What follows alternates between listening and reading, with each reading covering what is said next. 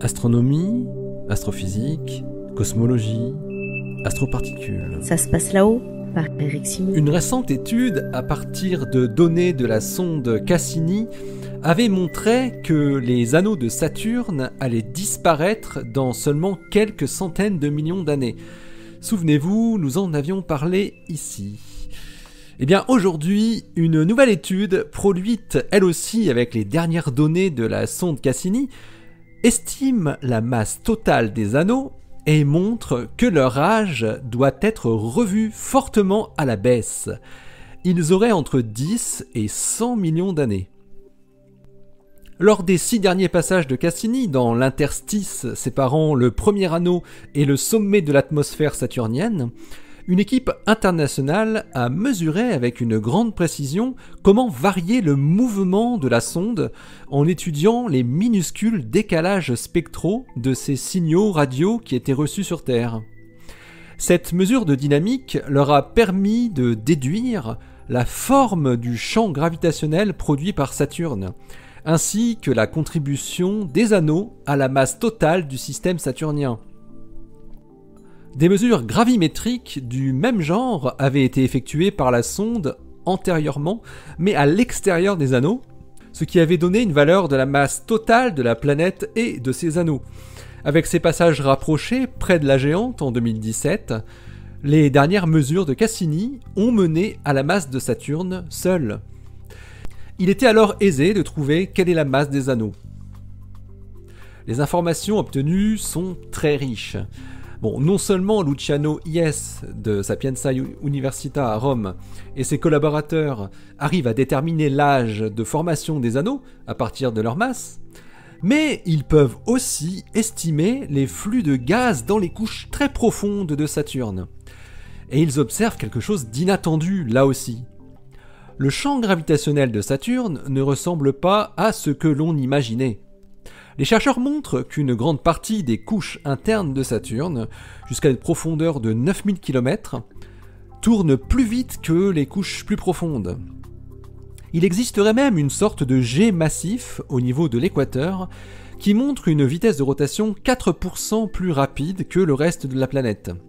Cette structure, dont l'origine n'est pas expliquée, a pour effet d'accélérer la rotation des 15% les plus externes des couches atmosphériques, augmentant la force centrifuge et donc soulevant, entre guillemets, légèrement l'atmosphère de Saturne avec des effets mesurables sur le champ gravitationnel. Pour comparaison, des mesures gravimétriques similaires ont été effectuées par la sonde Juno autour de Jupiter et ont montré la présence d'une rotation différentielle du même type, mais seulement jusqu'à une profondeur de 3000 km sur Jupiter, soit sur 3% de ses couches internes. Les résultats obtenus ici sur Saturne seraient cohérents avec un modèle impliquant un noyau constitué d'éléments plus lourds que l'hydrogène ou l'hélium, et ce noyau aurait une masse comprise entre 15 et 18 fois la masse de la Terre, soit 15% de la masse de Saturne. Cette information apporte un argument supplémentaire sur le modèle de formation des géantes gazeuses dit bottom-up. Ce dernier suggère que les géantes gazeuses étaient au départ de gros corps rocheux qui ont par la suite accrété de grosses quantités de gaz dans le disque protoplanétaire dans les premières dizaines de millions d'années du système solaire. Mais revenons aux anneaux et à leur masse. Luciano Ies et son équipe ont donc réussi à peser, entre guillemets, les anneaux A, B et C dans leur totalité, la masse des petits anneaux D, E, F et G étant considérée comme négligeable. Ils font 15,4 milliards de kilogrammes. Cela peut paraître un gros chiffre, mais il n'en est rien. Les anneaux sont beaucoup plus légers que ce que les spécialistes pensaient. Cela correspond à moins de la moitié de la masse d'un petit satellite glacé comme Mimas, qui fait un diamètre de 198 km. Ça correspond exactement à 41% de sa masse. L'âge des anneaux de Saturne est directement ou indirectement lié à leur masse totale. Des considérations de dynamique ou de composition, comme la contamination de la glace par des poussières météoritiques, suggère que des anneaux de faible masse ne peuvent qu'être jeunes, de l'ordre de 100 millions d'années pour les anneaux A et B. En utilisant la valeur des flux de poussière mesurés par la sonde Voyager dans les années 80, et avec une masse minimale pour les anneaux, les chercheurs convergent vers un âge compris entre 80 et 150 millions d'années pour l'anneau A, et entre 30 et 100 millions d'années pour l'anneau B. Mais le flux de poussière a été réestimé par Cassini, et donne une valeur 10 fois plus élevée que la valeur déduite des données de Voyager, grâce notamment à une meilleure compréhension du champ gravitationnel de Saturne. Cette réestimation du flux de particules de poussière impactant les anneaux a pour effet mécanique dans le calcul de les rajeunir encore un peu. En effet, plus les anneaux sont vieux, plus ils devraient apparaître salis par la poussière, et ce d'autant plus que le flux de poussière est intense. Et cet effet d'obscurcissement des anneaux par la poussière possède une dépendance à leur masse. Aujourd'hui, la poussière contribue pour environ 1% de la masse totale des anneaux. IS et ses collègues estiment ainsi que les anneaux se sont formés il y a entre 10 et 100 millions d'années seulement.